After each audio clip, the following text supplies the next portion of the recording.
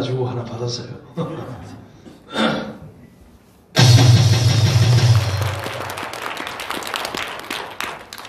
여러분 방금 목사님의 옥중서신 잘 들으셨죠?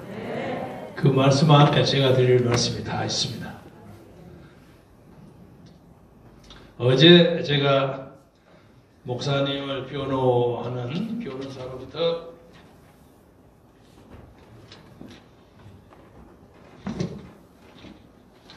변론 요지를 받았습니다. 그런데 오늘쯤이면 보석을 당연히 허가해 줘야 함에도 불구하고 아직도 좋은 소식입니다. 2019년 12월 2일 날 목사님이 자유우파가 200석을 확보해서 이 나라를 지켜야 한다는 필요성을 강조했는데 이것이 구속 사유였어요. 그런데 한참 나와가지고 여러 변호사님들이 이 문제를 변호하고 논박하고 해서 기소장에는 이 혐의의 대부분이 빠졌습니다. 그리고 2019년 12월 9일, 10일 했던 발언 내용도 대부분이 빠진 채 기소가 됐습니다. 그리고 또 그 중에 특히 수도권에서 122석 중에서 22석은 포기하고 나머지 100석만 먹으면 제2의 건국을 할 수 있다 하는 발언을 하셨는데 이것도 크게 선거법에 위반이 되지 않는다 하는 것이 담당 검사들의 의견이었습니다. 그래서 이 문제도 포함되지 않는 채로 기소가 됐습니다. 그래서 여러 가지 논리를 봐서 당연히 보석을 해줘야 하는데 당연히 불구속 상태로 재판을 받아야 하는데 이 혐의보다 100배, 1000배 더 강한 조국이는 불구속 재판을 받게 하고 아무것지도 않은 이런 내용을 가지고 목사님을 지금도 붙들고 있어요. 이 이유는 문재인이가 대한민국에서 가장 무서운 사람이 정광훈 목사라는 뜻입니다. 그래서 우리는 이 문제에 대해서 끝까지 노력하고 투쟁하고 속된 말로 말해서 전라도 사투리를 가지고 얘기하면 좋은 말 할 때 풀어라. 좋은 말 할 때 풀어라. 만약에 옥고를 계속 치르게 하고 무슨 일이 벌어지기는 한다면 당신들은 그날 저녁에 뒤집어진다. 그리고 치사하게 굴지 말아라. 목사님이 방금 말씀하신 거 지난 토요일에도 제가 말씀드렸습니다만은 이게 다윗과 골리앗의 싸움입니다. 골리앗은 무장만 강할 뿐만 아니라 지금 청와대에서 왕으로 앉아있어요. 형들이 뺏어가고 사자가 물어가고 하는 양떼를 지키는 목동은 다윗은 목동을 지키지 못하고 감옥소에 갇혀있어요. 세상에 이런 불공평한 게임은 없습니다. 나는 이 순간이라도 문재인과 그 아류들이 양심의 가책 때문에 떨리는 양심의 가책 때문에 즉각 보석을 해라 하고 명령하기를 바랍니다. 맞죠?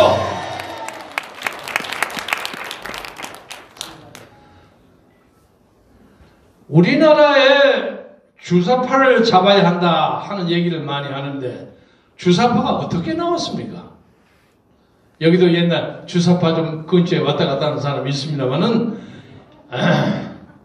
산업혁명이 일어나고 난 다음에 노동자와 돈 많은 사람 사이에 소득의 차이가 많이 생겼습니다. 그래서 노동자들이 고생을 참 많이 했어요. 이게 지금 영국의 그 현장입니다. 그래서 영국의 앵글리칸 처치라고 해서 영국 성공회 예배당을 딱 예배를 붙이고 나오면 근사하게 모자 쓰고 탁 모타에 차고 그 예복 입죠. 그리고 착 나오면 교회 밑바닥에서 더럽혀진 손을 놓고 꼬마들이 한 푼 줍쇼 하고 구걸을 해요. 그걸 돈을 탁 떨어뜨리면서 하늘을 착 보면서 하느님 어째서 이렇게 가난한 사람을 만들게 합니까? 하나님 이거 불공평하지 않습니까? 그런데 그렇게 얘기한 그 사람은 그 아이가 자기가 일주일 동안 착취했던 노동자의 아들이라는 것을 몰랐어요. 그런 불공정이 있었습니다. 그래서 당시에 로버트 오웬이라는 사람이 소위 공상적 사회주의라는 것을 제작했습니다. 이게 페이비안 소셜리즘이라고 합니다. 그래서 사회주의 운동이 이렇게 벌어졌습니다. 그런데 그것이 막스에 의해서 공산주의로 바꿔졌어요. 공산주의로 바꿔져가지고 노동자 계급이 나와서 이걸 엎어버려야 한다. 그래서 세계사가 바꿔졌습니다. 그것이 1917년, 지금부터 104년 전입니다. 104년 전에 마르크스와 레닌이 일으킨 소련 공산당이 시작돼가지고 그 후 70년 만에 그 정치가 망했습니다. 그것이 1990년에 고르바초프 시대에 망했습니다. 그래서 한 이데올로기로 나라를 세우는 것도 위대하지만은 그것을 정리한 고르바초프도 상당히 세계의 평가를 받습니다. 그 사람이 글라드노스트, 페레스트로이카 이런 등등으로 해서 소련을 개혁 개방으로 끌어갔어요. 그러니까 막스 레닌이 했던 것은 안 맞는다 이게. 그래서 스스로 당시에 구소련의 국호가 CCCP입니다. 옛날 올림픽 대회 하면 막 CCCP가 많이 나오는데 요새는 러시아 그리고 바꿔줬어요. 러시아도 자유화됐습니다. 러시아에도 국회가 있어요. 듀마라고. 좀 권위주의적인 정권이긴 하지만 러시아도 자유화됐습니다. 그런데 우리나라 빨갱이들은 그 근거가 어디에서 생겼냐? 일본 제국주의 시절에 일본들이 하도 포악하게 하니까 당시에 1922년에 레닌이 민족주의 민주혁명이라는 것을 세워가지고 후진국의 사람들도 공산혁명을 가기 전에 민족주의 민주혁명을 일으켜야 한다. 왜? 그때는 노동자가 없으니까. 농민밖에 없으니까. 그걸 선동을 했어요. 그러니까 일본 제국주의한테 어떻게 벗어났으면 좋을까 하고 생각했던 많은 한국의 독립운동자들이 이 레닌이 하는 게 맞는 모양이구나. 그리고 그리 쫓아간 겁니다. 왜냐하면 그들에겐 대안이 없었어요. 당시에 이승만 박사 같은 사람은 하와이나 미국이나 이런 데 살면서 가끔 와서 그래도 언젠가 미국이 우리를 도울 겁니다. 그러다 아무도 믿지를 않았어요. 43년 후에 그 말은 맞는 걸로 됐습니다만 그때는 아무도 믿지 않았어요. 그리고 미국은 일본 뒤에가 있었어요. 일본을 봐주는 사람처럼 보였단 말이에요. 그래서 우리 조선 사람들이 미국을 믿지를 않았습니다. 그래서 심지어 모스크바에 있는 레닌한테 독립운동 한다는 사람들이 돈 받으러 많이 쫓아다녔어요. 독립적. 여러분 상상이나 갑니까? 많은 사람이 돈 받으러 쫓아갔어요. 김구 선생 같은 사람도 사실은 가고 싶었는데 못 가가지고 다른 사람 시켜서 보냈어요. 김립이라는 사람, 서울립자 립이라는 사람 돈 받아갖고 왔는데 그걸 김구 선생한테 직접 오지 않고 적당히 중간에서 떼먹고 어쩌고 하느라고 그 사람 암살당했어요. 돈 때문에. 그러니까 당시에 독립운동하는 사람들이 돈이 없어서 쩔쩔맸습니다. 그런데 그 후에 이 공산주의가 해방이 되고 나니까 북한 김일성의 전체주의로 바뀐 겁니다. 그러니까 그때 공산주의와 그러니까 해방 전에 공산주의 운동을 했던 사람 뭔가 해방 후에 김일성이 앞잡이를 하는 사람은 천형지체가 있습니다. 그래서 당시에 일제시대 때 공산운동, 사회주의 운동을 했던 사람이 남한에서 이렇게 해보니까 잘 안 되니까 아이고 내가 어떤 사회주의 복지국가를 만들어보자. 어떤 민족적 큰 노스탈자를 가지고 북한으로 다 갔어요. 북한에 가서 그걸 한번 만들어볼까? 갔는데 전부 처형당했습니다. 김일성에 의해서. 그러니까 지금 북한의 김정은 정권은 일본 제국주의 때 고생을 하고 조국 독립을 위해서 애썼던 여러 독립운동 가운데 일부였던 공산주의적 민족주의자들이 그리던 공산주의의 유토피아가 아닙니다. 그 사람들이 전부 가서 김일성, 김정일, 김정은에 의해서 죄목이 뭔지 압니까? 미국 제국주의 간첩이에요. 미제 간첩으로 전부 총살당해서 죽었어요. 한 사람도 예의 없이 다 죽었어요. 아니 이런 놈의 국가를 가지고 거기를 쫓아다니면서 민족 통일을 한다는 이런 정신 나빠진 사람들 때문에 이 역사가 이렇게 비틀어졌습니다. 그런데 이것을 고치고 이것을 극복하는 세력이 유일하게 한국에서는 기독교입니다.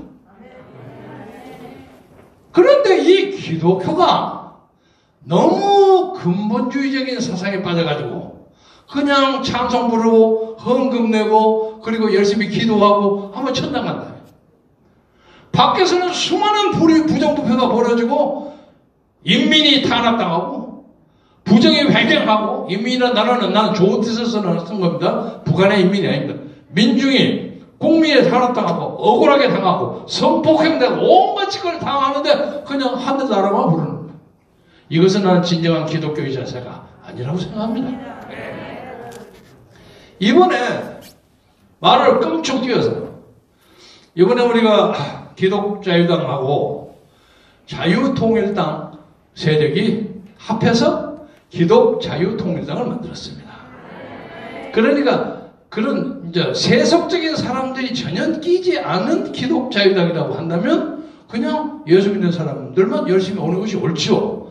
그러나 여기에 세속적인 사람도 끼어들었단 말이에요. 그래서 우리는 선거를 하면 선거를 이겨야 될 거 아닙니까? 그래서 제가 뭐 약간 야리꾸리한 경력을 가진 현역 의원 하나 붙여야만 번호가 올라간다고 해서 열심히 해서 불러왔는데 그것을 못마땅하게 생각하는 기독교도들이 많이 있었어요. 저는 오늘 목사님의 교회인 사랑의 교회에서 말씀을 드리지만은 이건 기독교의 자세가 아니라 정치하는 사람의 입장에서 여러분과 유튜브에 계시는 보고 계시는 많은 우리 동포들 해외 교포들에게 상대해서 말씀드립니다. 지금 우리 기독자유통일당은 안 떠요. 물론 어떤 사람 말에는 현역 의원이 없으니까 여론조사에서 안 뜬다. 그렇지만 저는 꼭 그렇게 생각하지 않습니다. 그러니까 기독교도가 아닌 사람도 끼어들 수 없는 거. 그러면 다른 사람은 그럼 니들끼리 예수 믿는 사람들끼리 해라. 이렇게 되버립니다. 그래서 저는 이 자리에서 제가 말씀드리고 싶은 것은 이 나라의 기독교도들은 우리 기독자유통일당이 과감하게 국회에 근거를 마련하기 위해서 적어도 지역구는 누굴 찍은지 관계없고 비례대표만큼은 반드시 기독자유통일당을 밀어줘야 할 도덕적 책임이 있다는 것을 여러분에게 말씀드리고자 합니다. 그렇지 않습니까? 만약에 최악의 경우에 우리가 3% 이상을 못 따가지고 단 한두 사람이라도 국회를 보내지 못한다면 저 이해된 동지가 못 간다면 이건 한국 기독교의 패망을 의미하는 거예요. 안 그렇습니까? 책임져야 합니다. 그래서 저는 이 문제에 대해서는 옥정희 전 목사님이 고민을 참 많이 하셨다고 들었습니다. 앞으로 이것은 누구의 잘잘못을 따지지 말고 일단 지나간 거니까 여기 계시는 성도 여러분 그리고 유튜브를 통해서 이 광경을 보고 계시는 전국의 1200만 성도 여러분 30만 성직자 여러분 그리고 25만 장로 여러분들 교파가 달라도 좋아요. 신약에도 좋고 장신교도 좋고 뭐 에베소서도 좋고 무슨 순복음교회도 좋고 적어도 이번만큼은 우리 기독자유통일당에게 비례대표를 찍어줌으로써 1200만의 한국 기독교도가 적어도 하나하나만 쳐다보기 전에 이 땅에 그 나라와 그 의를 구하는 실천적인 기독교인의 모습으로 보여지기를 간곡히 부탁드리는 것입니다. 저는 대학을 서울대학교 물리과대학 나왔습니다. 1960년에 들어가서 뭣도 모르고 저 경무대학교 가서 이승만 나가라 하고 대응한 사람이에요. 그때 바로 제 옆에 있는 서울 미대생 고순자라는 여자가 총 맞아서 죽었어요. 근데 그 여자가 저 뒤에 있다가 여기 뛰어들어왔어요. 고순자가 안 들어왔으면 제가 총 맞았을 겁니다. 그래서 제가 지금도 4.19 묘지에 가면 고순자 묘가 있거든요. 나중에 보니까 참 이쁘게 생겼더라고요. 그래서 야 고순자 나왔다 하고 나가 항상 쓰다듬고 인사해요. 그런데 지금 한참 지나다 보니까 미국에 가서 살다 보니까 아 이승만 정치가 가지는 어떤 독재성 이것이 때로는 불가피했구나 하는 생각을 합니다. 그리고 그 다음에 박정희 대통령이 들어왔어요. 박정희 대통령은 제가 데모 무지무지하게 많이 한 사람입니다. 제가 서울대학교 종로 5학년제에서 전설적인 데모 지도자입니다. 84회를 데모한 사람이에요. 그래서 미국에 가가지고 제 여권이 취소돼서 16년 동안을 귀국하지 못했어요. 제가 소위 말해서 이 나라의 민주화 운동에 마지막 가장 늦게 들어온 망명가입니다. 가장 늦게 들어왔어요. 16년 만에 고국에 들어왔어요. 왜? 데모를 하도 많이 했어요. 근데 돌아와서 이제 민주화가 다 됐으니까 괜찮겠거니? 아니 그런데 엉뚱하게 빨갱이들이 나와서 이 난리 법석을 쳐요. 이 나라가 어떤 나라입니까? 요새 코로나 일어나니까 외국에 있는 우리 동포들 많이 들어오죠? 뭐 요새 보니까 이태리에서 음악을 7년이나 공부했던 사람도 들어오고 막 들어와. 나는 그 사람들을 보면서 야 니들이 잘난 것 같지? 급하면 다 니들이 조국으로 오는 거예요. 니들이 코리아가 있기 때문에 이렇게 들어오는 거예요. 코리아가 엉망이 되면 니들 들어오겠어? 까불지 마. 니들은 코리안이야. 별거 아니야. 이렇게 귀중한 우리의 고국을 지키기 위해서 전 세계가 냉소하는 문재인의 독재만큼은 이번 4.15 총선을 때려 부시라겠는데 그런데 이것을 때려 부시겠다는 민주통합당의 짓거리가 마음에 들락 말락해요. 그래서 지금 솔직히 말해서 오늘 현장에 솔직히 말해서 제 어디 가서 점심에서도 그런 얘기 했습니다만 솔직히 말해서 참패가 예상됩니다. 왜? 민주통합당이 잘못한 점도 있지만은 미래통합당 미안합니다. 미래통합당이 잘못한 점도 있지만은 우리나라 사람들이 돈에 약해요. 아니 근데 지금 돈 100만원 뭐더 많으면 280만원까지 준다는 그 돈이 문재인 돈입니까? 대한민국 우리의 세금의 돈이요. 아니 근데 어쩌자고 이렇게 코로나 때문에 엉망진창으로 나라를 만든 이 문재인이가 돈 준다고 어쩌면 자꾸 인기가 올라가냐 말이야. 이거 미치고 관대한 일이야. 우리나라 민도가 이러합니다. 이것을 잡을 사람이 누구냐? 기독교인이. 기독교. 그리고 정몽원 목사님에 대해서 이러쿵저러쿵 말이 있어요. 제가 한마디만 하겠습니다. 성경에 쭉 나오는 다니엘이니 사무엘이니 에레미야니 느헤미야니 모든 사람들이 그 시대의 권력을 잡은 사람에게 저항했습니다. 대표적인 사람이 예수 그리스도예요. 그렇잖아요? 그런데 당시에 있는 권력에 대해서 말 한마디도 못하고 아차모 하나님 제 기도만 홀로 들어주십시오 하는 그런 소아병적인 기독교는 필요 없어요. 제가 예가 좀 지나칠지 모르지만 중세 암흑시기 1000년 동안에 마녀 사냥으로 죽은 사람이 925만입니다. 1년에 평균 10,000명이 구라파에서 찢겨 죽이고 화형당하고 그랬어요. 그것이 누가 했습니까? 기독교가 한 겁니다. 십자군 전쟁 벌였죠? 얼마나 많은 청소년들이 십자군 전쟁에서 희생하겠습니까? 그뿐입니까? 로마 카톨릭은 요런 증서 하나 팔아고 요거 가지고 사면 요거 가지고 천당 간다고 주면서 면죄부를 팔았어요. 종교가 죄악이 많습니다. 우리가 이것을 반성해야 합니다. 이 나라의 이 종교가 이제 100년이 넘었어. 카톨릭은 130년이에요. 그동안 수많은 사람들이 이 나라 민주주의를 위해서 희생하고 노력하고 순교했습니다. 주기철 목사도 있고 손양호 목사도 있고 많은 사람이 있어요. 이 사람들이 다 옥고를 치르는 것을 주저하지 않고 자기의 하나님의 종이 하나님의 사랑, 진리를 증거하다가 그렇게 고난을 당했습니다.